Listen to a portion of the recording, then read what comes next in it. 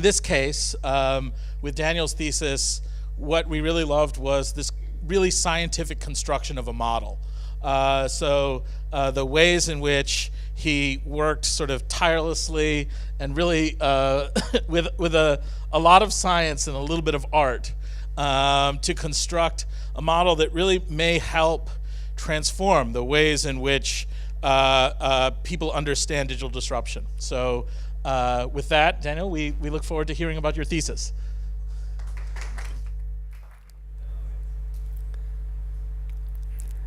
We are living in a time marked by unpredictable changes and turbulences for which we are not fully prepared. Everything has become more complex, faster, and more uncertain with the digital disruption. This is a research conducted by a partnership with Cisco and IMD.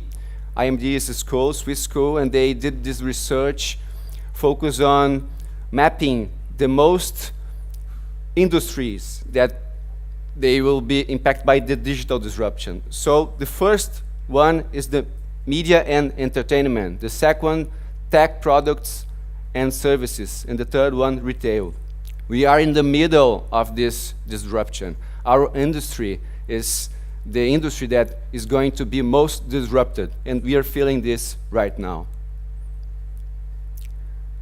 Technology also has accelerated the removal of some barriers. So Mercedes today do not compete only with BMW or Lexus. It competes with BMW, Lexus, Uber, and Tesla.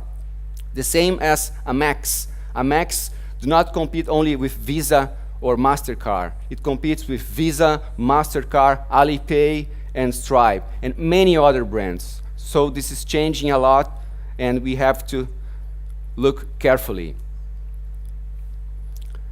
Today, young people, they don't want to pay $14 for a Gillette anymore. They are paying $1, $1.50 for Dollar Shave Club. Young people want to have coffee in a place that they can have an experience like Blue Bottle Coffee. They want convenience and pay less for their transport. Girls don't want to pay $1,000 or $500 for a dress. They can rent a dress to go to a party.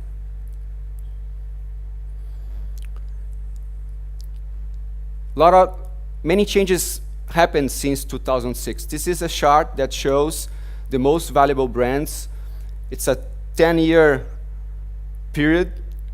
So today, the most valuable brands, the top 5 brands, are brands from technology. So this is also changing a lot, and we have to look carefully also with this information. So many brands are not here anymore as they were in 2006. The term digital transformation has had a search boom and has become one of the main agendas of a CEO. As you can see, this is a line from the last 5 years. So digital transformation is a really hot topic right now for agencies, for consultancies, and for all companies. Digital transformation has radically shaped the competitive landscape in all industries. And many companies are getting lost and not knowing what to do in this context. Some of them are making their moves, like the automotive industry, that they are working with autonomous or electric cars. The retail are trying to combine experiences, physical experiences with digital experiences, and the entertainment industry are trying to distribute their content in a better way. So the branding industry must also transform itself and embrace the digital disruption. The great legacy of the construction of verbal and visual expressions of a brand, organized through a coherent, consistent, and distinctive process, which for many years was enough to keep a business strong and differentiated, no longer works. The branding process needs urgent alignment with the process of digital transformation. So how to create this integration and consequently promote the evolution of branding concepts? I got to 4 main hypotheses and 4 main pillars of my work. The first one, few companies have a clear view of the real transformation needs of their brands. 2, few companies have a clear view of the dimensions and factors of their branding processes that need to be strengthened. 3, few companies dispose of consistent and appropriate tools and models to map the maturity level of their branding processes. 4, few companies have a systematic process to improve and foster the maturity of their branding initiatives. So, as a conclusion, companies are coming to realize that they need to transform their business models and their brands, but most of them feel uncertain as they don't know how to conduct this journey. That's a reality. Total. So, my big idea.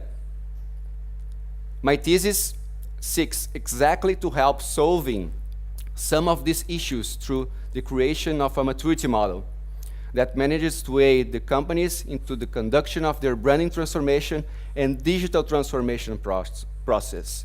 So, branding transformation and digital transformation together. My research question: how to build a maturity model able to help mapping the current situation, improving performance, and accelerating the growth of companies through an integrated branding process in the age of digital disruption. This is my main question and the central pillar of my whole work. For 6 months, for 7 months, I was looking, trying to respond this. It was hard. Really hard. Long process. I had 3 main goals with this maturity model. The first one is to allow organizations to evaluate their current branding strengths and weaknesses. The second one is to allow organizations to determine their current branding maturity stage. And the third, assist organizations in the development of a progress map in their branding process. All three are related to the digital disruption. The main goals. The literature review, really important part of my work. To build the maturity model, I had to went deep into these 3 main topics: branding, digital disruption, and obviously maturity models. That's what I did.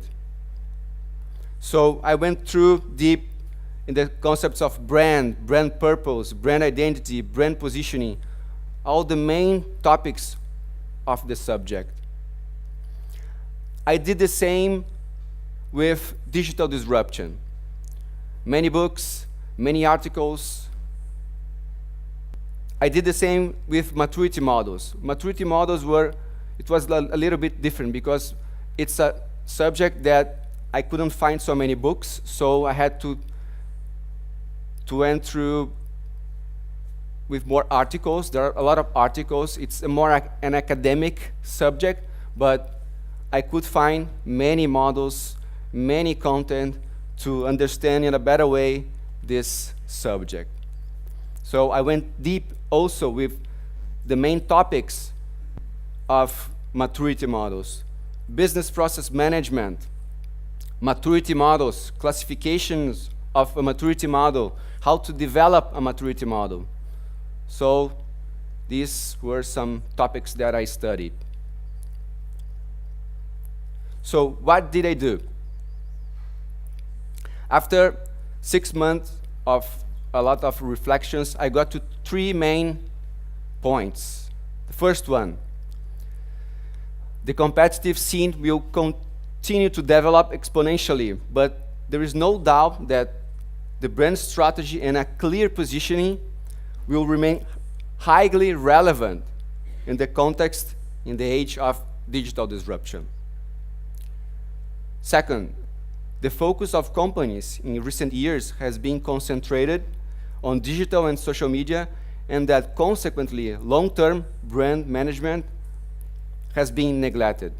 That was a discovery also for me, reading many papers, many books, and that was one of my conclusions.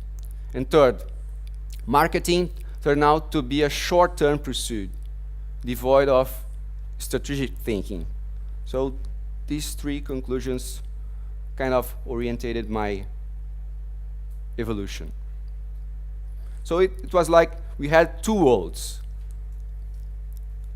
the branding world and the digital world. So marketeers only focus on their world, talking about branding stuff, and the digital world, marketeers only talking about their stuff, the digital world. So this was like very fragmented. And my maturity model, the maturity model that I created, is a way to connect these two worlds. So the digital brand transformation maturity model will embrace tools, policies, and processes, and will create the internal infrastructure necessary to develop and offer more adaptive, predictive, and intelligent experiences for companies to compete in the market. Also, the maturity model, it's a process of transformation that helps companies to set the starting point, a beginning for the journey of a brand transformation, renovation, or adaptation. So this is the main concept of this maturity model, this new maturity model. So during this process, I had to find a way to build this maturity model. And I found a professor called Bruin that had a really good concept, and this concept is used a lot to build maturity models. So this concept made by Bruin, has 6 phases. The phase 1 is the scope phase, the phase 2 is the design phase, the phase 3, the populate phase, phase 4, the test phase, and phase 5, the deploy phase, and 6, the maintain phase. So I went through all these phases to develop and to create the new maturity model.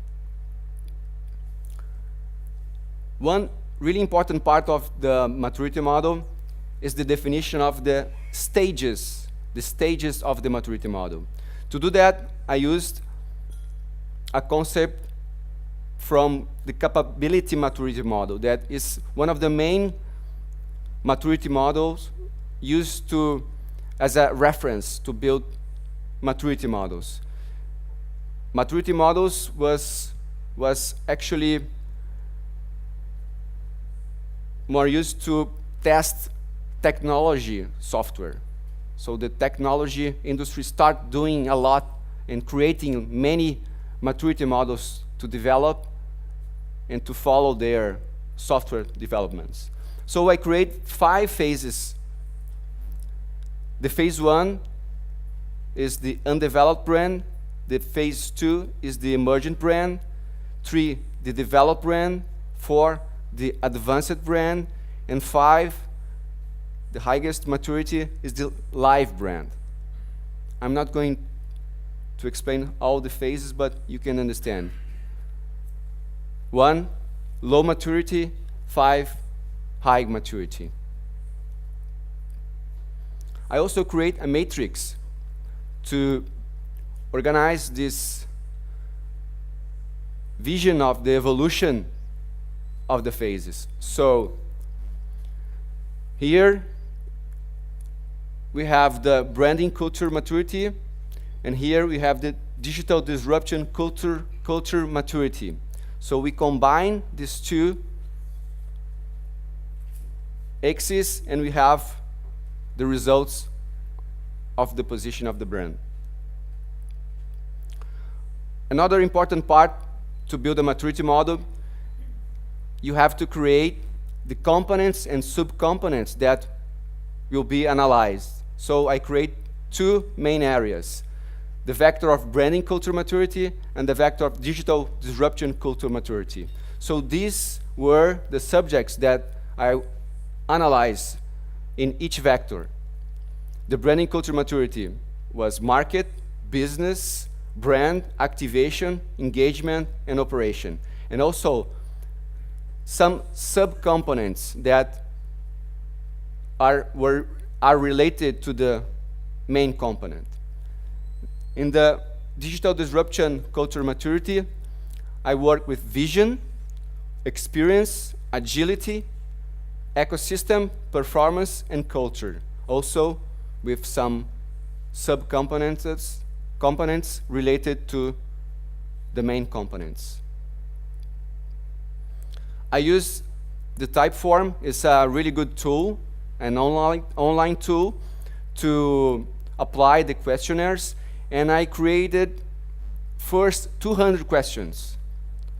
A lot of questions, and I test a little bit, and I kind of took off 40 questions because it was too tough to respond.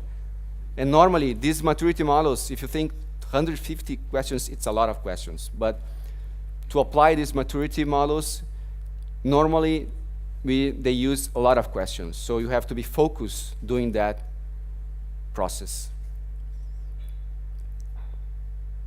I also create a matrix to analyze each component of the branding culture maturity and the digital disruption culture maturity. I'm going to show, you're going to see later the results, and you're going to understand better. So just coming back here. This matrix, I use as inspiration the value curve of Blue Ocean strategy. That I think is a really good tool to use. So I use and combine some concepts of the Blue Ocean strategy. Here, I show you the companies that I gathered the data. I use 6 companies. TV Globo is the biggest broadcaster in Brazil. Chevrolet from General Motors. Dell Computer. Sebrae is an institution that provides services to micro and small enterprises in Brazil. It's a big institution, a big brand in Brazil. I work also with a government. It's a Rio Grande do Sul government. I'd like to test in a government also. And I test with Casa Valduga, that is a winery in Brazil. We have wine in Brazil. We produce that also. Good wine, by the way. What did I find? Here, unfortunately, coming back here. Unfortunately, I can't show you the results of each brand because it's a confidential. So I'm going to present to you in brand A, B, C, D, but you will understand, and you can capture what I'm talking about. So this is the brand A.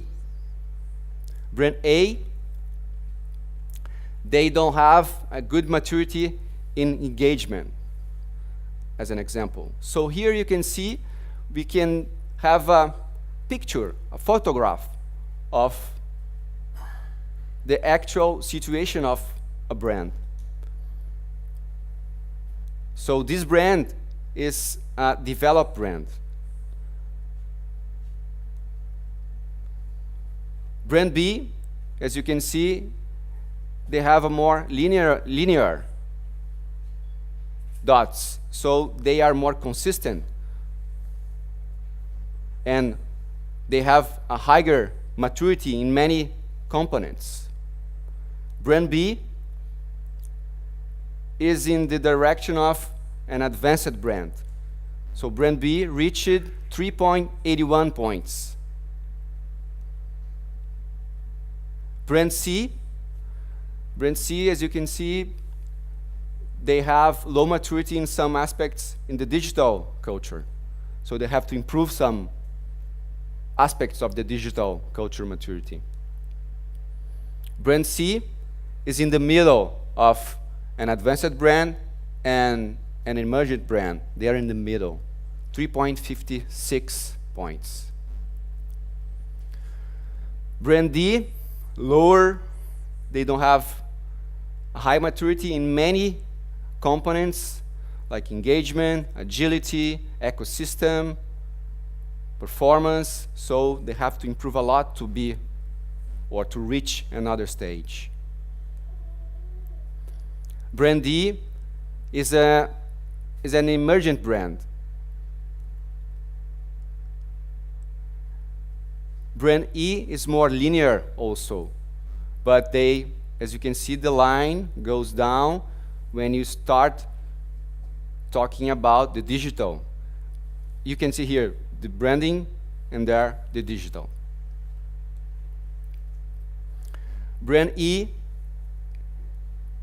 is a developed brand going in a branding perspective. In a branding perspective, they are almost an advanced brand.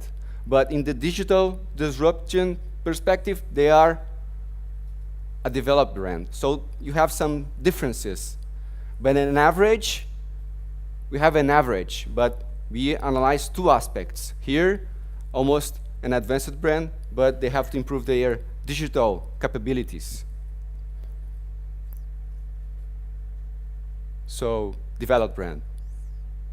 And the last one, brand F. Brand F had the highest score. So brand F, in some components, they are a live brand. But when you combine the subcomponents and you use the average, sometimes you don't have the mark in the live brand, but almost there. Here is just a snapshot of the study. We can go deeper in each subcomponent. So brand F reached 4.32 points. It's an advanced brand going towards a live brand. So here you can see the brands together, and we can have many conclusions, but not today. Because I have to finish. Here you can see the differences among the brands. One thing that I was building the maturity model that I was thinking was like, this is going to work. Maybe they're going to be all in the middle. Maybe they won't have some differences. But what I discovered was that they had differences, many differences, as you can see, when you put all the brands together. So it worked, and I was happy with that. The implications of my work during these 6 months. Future of branding. So, talking about branding, the age of rigidity in branding control is over, finished. Brands will have to create much more experiences. They will have to be more rapidly gathering data, knowing their customers, new values, new cultures, new behaviors. Brands must be much more multi-channel than they are doing right now. Much more. Totally. Brands must adapt much more faster also, because the context, it's really fast. Brands will have to be more real-time, gathering data, creating content, personalized content. Brands will have to be more human, to reach more people, to touch more people.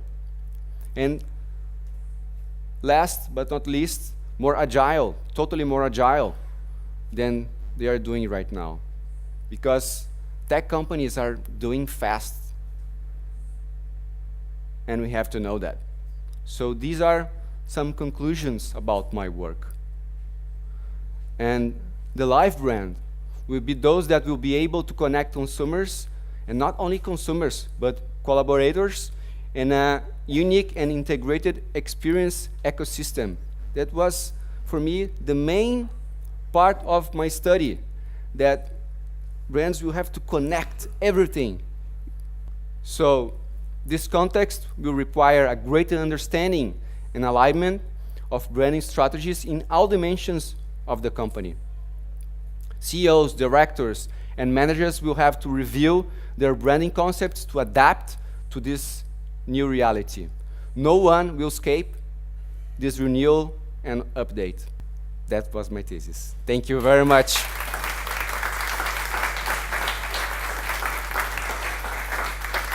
Obrigado em português. Português, obrigado.